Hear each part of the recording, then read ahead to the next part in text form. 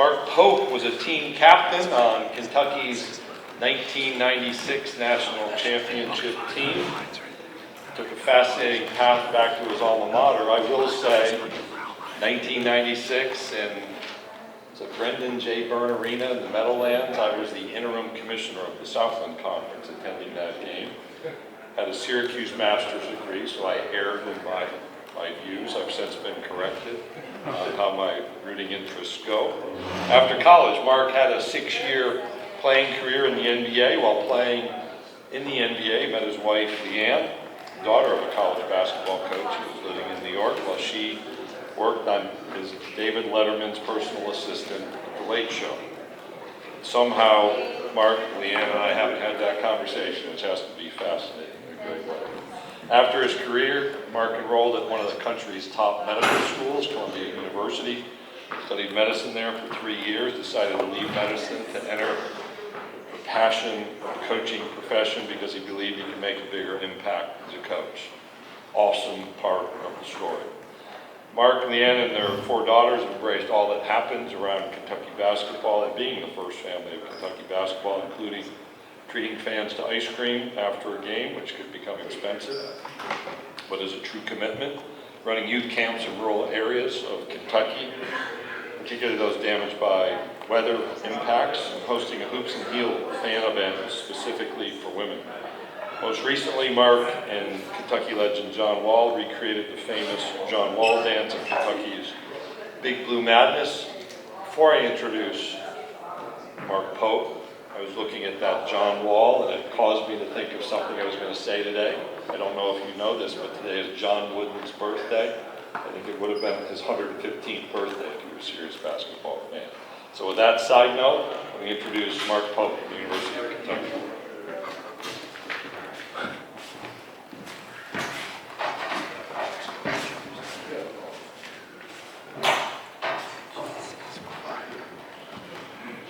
I assume I'm supposed to give some type of opening statement here, maybe?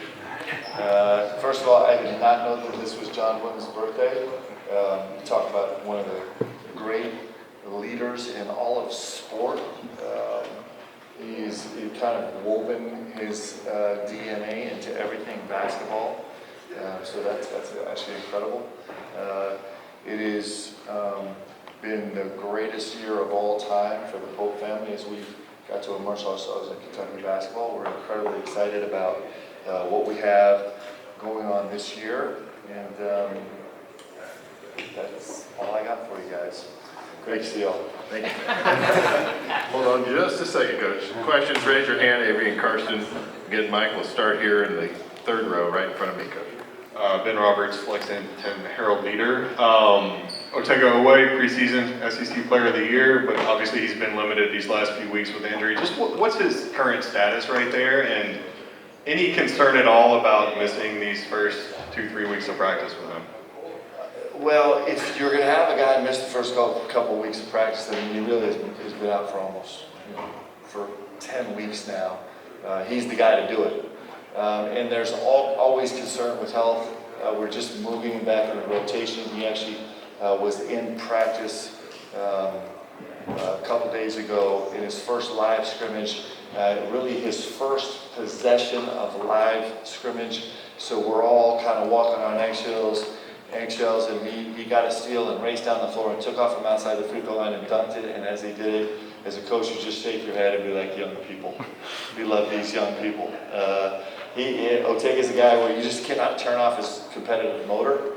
And so he's been through this. He understands it. He knows what he's in for. He understands the pressure of the moment. He understands everything that Kentucky is. He embraces it. He can't get enough of it. And so I don't have a lot of concerns about him. Just, obviously we like all of our guys to stay healthy. Hey, Coach, we'll go over on the right side. Myron at ESPN. Mark, Kentucky debuts at number 9, Louisville debuts at 11 in the preseason poll. What does it mean to the game that both of those squads and that rivalry is sort of back to the prominent place that it once was at? I think it's good for the game when the teams with great tradition are good.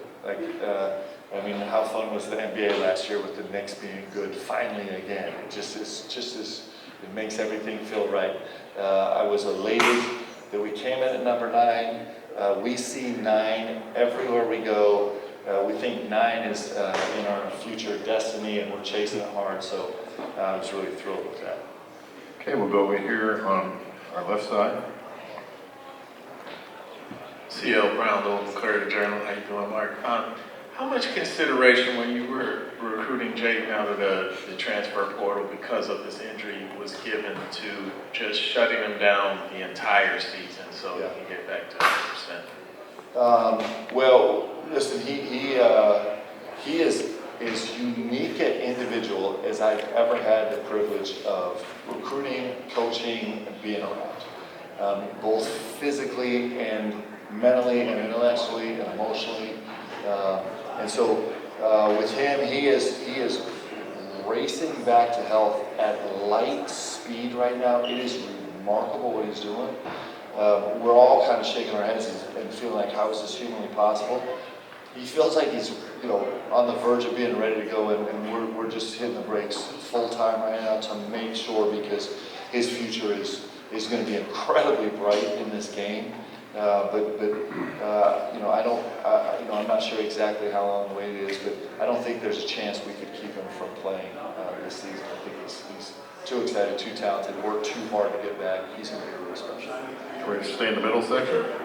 Ryan Black, the Louisville Courier-Journal. Mark, before I get to my official question, a little more dressed up this year. Any thoughts maybe doing a Letterman style jacket or something more, dressed down like last year? Yes, it's interesting. You spend your whole life paying no attention to what you wear, and you're like the 5th or 6th person in the last 5 minutes that's asked me about the Letterman jacket, which I appreciate. And really, honestly, I lost a lot of sleep on my wardrobe choices last night. Decided to go with a little more conservative sport coat, and we'll see how this plays, and then we'll run it back some other way next year. And so my official question was, we heard this kind of varying number from both you and Coach Feeder last year about either 30 to 35 3-point attempts per game, ended up about 25 and change. Do you think this roster is closer to being able to play to that level, or does that number not really matter? No, it matters to us. It's really important. I think we might be closer playing because I think we're going to get more possessions in the game. We're actually fighting 2 battles right now analytically. One of the things that we found interesting kind of in our research this summer is the top teams defensively actually extend out their defensive possession longer, over 18 seconds almost universally for the top 10 and top 20 teams. And so we're trying to extend out this game on our defensive side of the ball and make it even faster and more aggressive on the offensive side of the ball. So we might be able to approach that number because I think we're going to be capable of having more pace in this game. It's always going to be important how we play. It's just like the way we fundamentally how we approach this game is all about gravity. Everything we think about in this game is about how do we achieve gravity. You achieve gravity with space, you achieve gravity with pace, you achieve it with great cutting, smart cutting, intelligent cutting, where you actually, you bring bodies together and then you create vacuums and the 3-point shot is part of that. There's nobody in the world more proud that last year's team made more threes than any team in the history of Kentucky basketball. I would like to run that back, times 2 this year. And I think we have a group that can do it. This group might not have come in with the reputation as being as prolific 3-point shooters as some of the guys we brought in last year, but the progress they made every single week during the summer was remarkable. And we have some guys that are shooting the ball at such an elite level right now. It's pretty inspiring. So we will continue to push that number as high as we can. And Coach Feeder and I are still arguing about it. Coach, we'll go over here to our right on the front row. Coach, you talk about Jaden and his timeline. What does it mean for the next couple of months for Malachi and BG especially to kind of take advantage of the extra times and the extra reps the next couple of months until we get Jade back? Yeah, it's it's interesting how this goes because right now you go for these whether it's 2-a-days or long practices and you can't get a single rep off, especially for those 2, right? So they're taking full advantage of it. We just scrimmaged in our most recent scrimmage. Brandon Garrison, I talked about this a little bit. but he was the fastest guy up and down the floor every single position. It was unbelievable what he's doing. So he's actually taking more advantage of every single opportunity rep right now because he's got himself in such great shape. And Malachi Moreno is making an incredible impact right now. He's in the 80s field goal percentage in line play 5-on-5 for us right now. He's unbelievable on the glass. His ability to rim protect outside of his area. He is one of those guys that he does things on the floor and he kind of shakes his head and be like, I didn't actually know that that's the guy I recruited a year ago. He's been such he's been such an impactful freshman for us so far in training camp. And those two get it. They love each other right now because they are pushing each other so hard. And it's a fist fight every day, and they're both getting better because of it. It's pretty fun to watch. Okay, we'll go back down here front.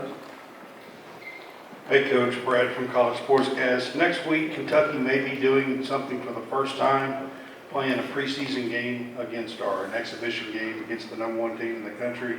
Just talk a little bit about what your expectations are for the exhibition game. Well, we were really excited. We kind of put the schedule together to kind of ease our way into the season. And so my expectation is that Rupp's going to be on fire and our guys are going to be super nervous, and it's going to be their first time with this group ever being together on the floor. And I expect that we're going to see things where we shake our head in disbelief that what were we thinking? And I think we're going to shake our head and be like, that was amazing. I didn't actually think we would see that today. I think it's going to be all the things. It is such a gift to college basketball players. I'm so grateful to the NCAA and all the committees that are allowing us now to play Division I opponents in the exhibition. As we're all creating these more new teams than they've ever been every single year, the opportunity for us to go against the #1 team in the country this early before the season even starts, where we can still experiment and try things and learn things about our team and what's great about Purdue is not only the #1 team in the country, but they're the #1 team because they have been together. Matt could have probably not practiced once the entire summer and come into Rupp and put together an incredible product on the floor because he coaches so well, and two, his guys know everything they do already. And so we're not just going against the #1 team in the country, but we're going against the most experienced, most well-prepared, well-coached team in the country. And so to get that data, like in the preseason before you're actually playing real games, is a gift. And even more important for BBN, for our fan base, which is, there's no words describing them. I'm just happy for our fan base. So it's an unbelievable opportunity. I'm grateful for it. I'm hoping the NCAA pushes to 4, 5, or 6, preseason games. We'll see if we get there, but I'll take 2 this year. We'll take one final one here in the second row in front. Coach Neil Blackman, Saturday Down South. You guys obviously brought in Denzel Aberdeen, who was a player that was on the floor at the end of the national championship game, which I think speaks to how he was trusted where he was. What kind of, what intangible things does he bring to the program, and talk about kind of the role that you sold him on to come play for a rival? Yeah, Denzel Aberdeen, everybody in Florida knows this too. Like, you think about a beautiful, just a pure, competitive spirit, which kind of our whole team feels like they're embodying right now. Is this love of competition, of fearlessness about the way he competes, that he's willing to step on the floor and he's not scared of taking an L, but he is going to fight you to the death to get a win in everything. If we put him out there and had him, play tiddlywinks or do a game of Uno, I think our guys will lose their mind. We had a bunch of guys over to the house and we were playing a bank, which is this nonsensical dice game where you just decide when you're going to save your numbers. And it got so competitive that one of my assistant coaches broke my dining room chair. I still haven't forgiven that. It's Mikhail McLean, okay? Mikhail, I'm coming for you. But Denzel is like the embodiment of this just joy and passion to compete. I think everywhere he's gone in his career, I think he's probably left fans incredibly inspired, and certainly he's going to do that at the University of Kentucky, and it's contagious with our guys, and certainly he's going to be beloved by BVN.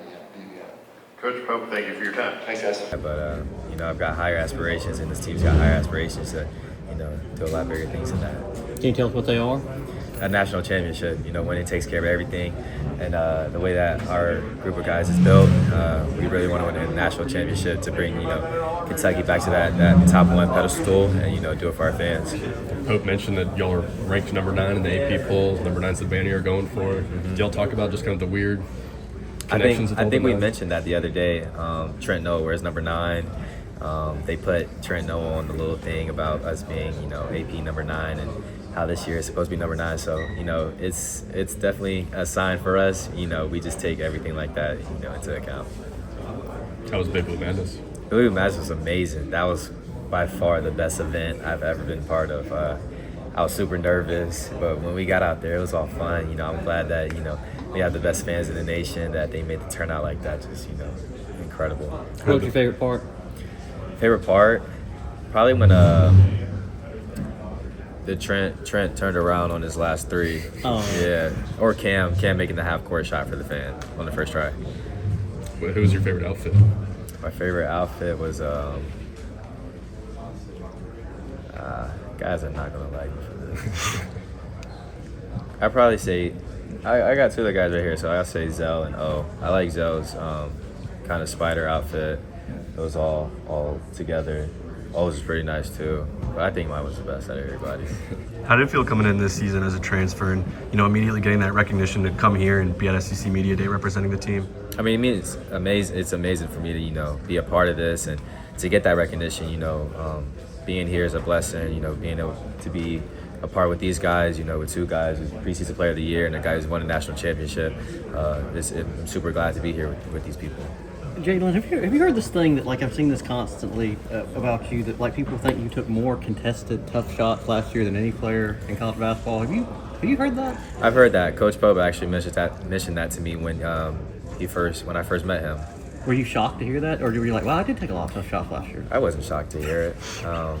I know what kind of shots I had to take, and how it took a toll on everything. But it was a little.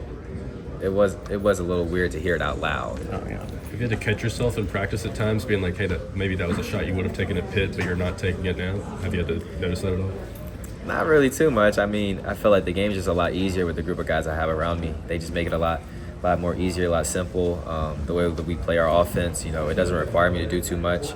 And I'm gonna still be me at the end of the day, doing what got me here, and then just trying to make the right plays. Have you ever played an offensive system like this? I mean, Coach Pope constantly mentions that he tells guys if you turn down threes, he's going to be upset with you. I've never been a part of a system like this. No, it's crazy the confidence he instills in us. The attention to detail in every little thing that we do. Even the way that we talk. Coach always tells us to tell the people that we speak multiple language, and one is Kentucky. And, the way that we talk in our gym, a lot of people won't understand what we're even talking about when we're out there. Why did you choose Coach Pope? I chose Coach Pope because, he told me straight up how it was, how Kentucky is, how big the opportunity is, the way that his offense is played, how it'd be a good fit in the system, how he's helped other players before me, and, the opportunity to win at the highest level. I feel like, when you have a coach that instills confidence, wants to win and wants the nothing but the best for you, that's a great position for yourself. Coach Pope mentioned the exhibition game with Purdue and maybe trying some new things, but once you get out there, are you trying to win, or is it more like a controlled scrimmage and you feel like it's more important to execute certain things and learn certain things than it is to necessarily come out on top? We're going to learn for sure, but at the end of the day, we're going out there to win. That's our main goal. That's what we expect out of ourselves, and that's what our fans expect out of us. So we're going to do nothing less than trying to win out there. Now that you've had a few weeks to get used to Yelovich, what have you seen from him so far? What do you think he'll bring? And can you notice the European flair to his game as well? Is it prevalent in that? Yeah, definitely. You can just tell by the way that he plays. He's got a great feel for the game, that European touch. I've seen him really blossom, especially these last 2 weeks. He's had he's put together a lot of great practices. He's starting to, finally feel in control a little bit more, just getting accustomed to everything, just being here for, not too long. So, he's doing really good. He's on the right track. We're excited to have him because he brings a lot of, kind of like flavor that not a lot of, other players have. Is he catching up with the team a little bit? Oh yeah, for sure. I'd say he's one of the fastest learners I've ever been around, just because coming 2 months, 3 months later than everybody else, and then still kind of being right on page around this time, right before the season starts. It's great to see. Jen, I know what I was asked about the offensive system. Did that take a little bit of getting used to, like just that freedom to be able to just kind of, I don't want to say take any. There's really no bad shot in this system. I mean, yeah, it takes some getting used to, because you feel like in the back of your head, like, is this a good shot? Is this a bad shot? As basketball players, we question ourselves just in the game, just not knowing what is right or what is wrong. But the way that these coaches have helped us, kind of change our mindsets and instill confidence in us, and it makes it a lot easier to feel when the right shot is being taken, and knowing when to help a teammate out or create something for somebody else. Is it also just freeing because you're not thinking about pressing? You're just able to go out there and just play. Yeah, Is that fair? Yeah, that's definitely fair. I agree with that. How big of a culture change is it for you? I talked to Coach Capel last week, and he was talking about Pitt being kind of embracing chip on your shoulder and underdog, and Kentucky is more 5 stars and NBA draft picks. How big of a difference is it from your point of view? I mean, it's a big difference just from the outside point of view, just, with fans and, being the center of attention a lot. But I don't think it changes too much in the sense with the guys that we have, where we still play like we're underdogs. So we love, being able to, wear Kentucky across our chest. But at the end of the day, when we go out there, we still kind of play that underdog standpoint. From your perspective, how has Jasper grown in his position since coming out of high school and starting to ramp up into college ball? Jasper's been doing amazing. That kid has really, turned a lot of heads over the summer. He's gotten a lot better. He's growing a lot right now. He's going to be a special player for us. The way that the feel that he has for the game is truly amazing. The way that he can score the ball, just make a lot of something out of nothing. So having him has been great. Where do you think your game's grown the most this summer? I'd probably say just playing at a fast speed, but always knowing to what the right decision is. Making consistent right decisions all the time. And, just feeling more comfortable in control of the game overall. Ken, you've been asked so much about your shooting and scoring, and I'm obviously one of them. But is there a part? Now, we still don't even have one of the best bigs in the country. So, I see Jaden every single day, and I know how eager and how excited he is to go out there. And, he just genuinely loves basketball. So, when you have a guy like that, you just know that he's always ready to go. Whether he's on the court, whether he's not, he's always going to be supportive, rooting on his teammates. But once we get him back, it's going to be very, very scary. Coach Pope was describing when you went live in the scrimmage and you got a steal and went down and dunked it. What was that feeling like for you? Yeah. He was probably holding his breath, but what was that feeling like for you? Nah, it felt good. Obviously, I've been able to play basketball for a while now because I've been healed, but obviously I haven't been doing live stuff. So just being able to go out there and be competing with my teammates. I was watching it from the sideline a lot, and I saw the energy. I saw how physical, how everyone just hated to lose, and now I could be part of that again. So it just felt good.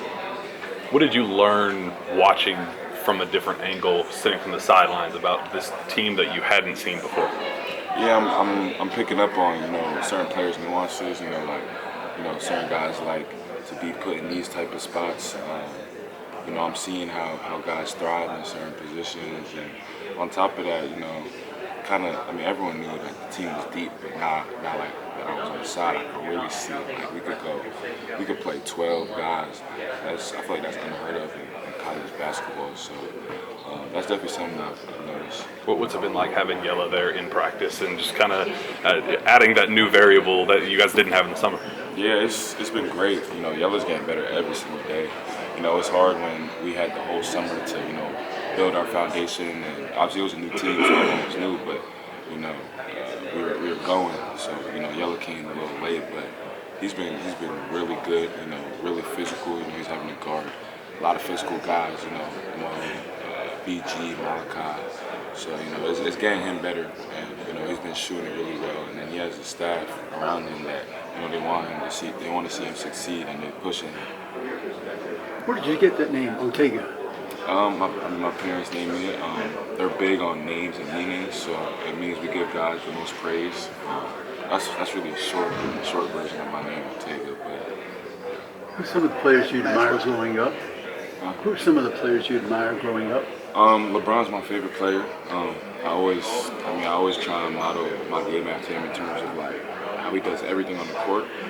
He has no weakness, and now I watch guys like Victor Oladipo, Aaron Naismith, Lou Dort, Dwayne Wade. Those are guys that I watch a lot from. People, I'm sure, when you transfer from a national champion to another team, have a lot of questions. What was the process like for you in ultimately making that decision? It's really personal between me and my family, but I will say when I did enter my name in the portal and Coach Pope called me, it was pretty much a no-brainer from there. Just the brand Kentucky has and all the past athletes that's been there, the fans, just doing my research and seeing what guys was going to be brought in. We got a great group of guys, the transfers and the guys returning. Ever since I stepped on campus, it's been like home, and it's just been an amazing experience so far. How difficult was it to make a decision, especially after winning a national championship with the previous team? It was very difficult. Like I said, it's kind of personal between me and my family. Yeah. But it's been just nothing, a lot of prayers, talking to God about it, and just ever since I got here, like I said, it's been like Kentucky has been treating me like family. We can't take 2 steps on campus without someone coming and asking for a picture and autograph. So it's been amazing. It's been nothing but love, and I'm just glad for the opportunity here. Yeah, you haven't stepped foot on a court for Kentucky yet, but you're still here representing the team at Media Day. What does that mean to you? It means a lot. I'm grateful for my teammates and Coach Pope. Like I said, ever since I stepped foot on campus, they just treat me like family. We've been going at each other each and every day in practice, getting better, getting ready for the season. And the fans have been nothing but amazing. We recently had Big Blue Madness. It was like a little, I would say like contest and stuff like that. 3-point shootout, dunk contest, and just the amount of people that came out and showed love, sharing all my name and my teammates. It was amazing to see. Can you talk about Big Blue Madness more and just coming up from under the stage and hearing everybody pop for you? I mean, what was that experience like? Were you nervous before all of the events going on? It was an amazing experience. The fans are crazy. They showed a lot of love in Kentucky. Just hearing my name, especially at a school like this, it was a surreal moment. And just seeing that big UK logo in the middle of the court, playing on it a little bit for the first time. We did a little scrimmage and a little contest and stuff like that. It was amazing. I was just looking around, seeing all the blue and white, and it was just a great experience. So, obviously, like you guys last year, you bring in Elijah Martin, who's somebody who competes, just kind of raise the intensity level in that locker room. Kind of see some of the similarities with Kentucky bringing in you with the national championships experience. Do you embrace that, like injecting that competitiveness? Most definitely. Guys like Elijah Martin, Will Richards, and Walter Clayton, who I played with last year, I definitely take a lot of stuff that I seen what they do last year. They're great leaders, great competitors. It's the reason why they're in the league right now, doing great things. I'm so happy for them. Definitely watch them, their leadership that they have. Definitely want to bring that over here to Kentucky and then just give it 110%. Show my teammates the ropes and what we're going to do to win the national championship. And we've just been going hard each and every day in practice. Trying to win this number 9 title that Kentucky wants very bad and that we want very bad. So just pushing each other each and every day in practice. It's been great so far, and we're striving for our goal. And you've never really been a guy that cared about his role that much. It's always been, what can I do to help win? It's the same thing. Very much same thing. Whatever Coach Pope wants me to do to win and win number 9, that's what I'm going to do. Whether that's clap on the bench, whether that's play a lot of minutes, whether it's score, whether it's facilitate, whatever I got to do to win is whatever I got to do to win. What happened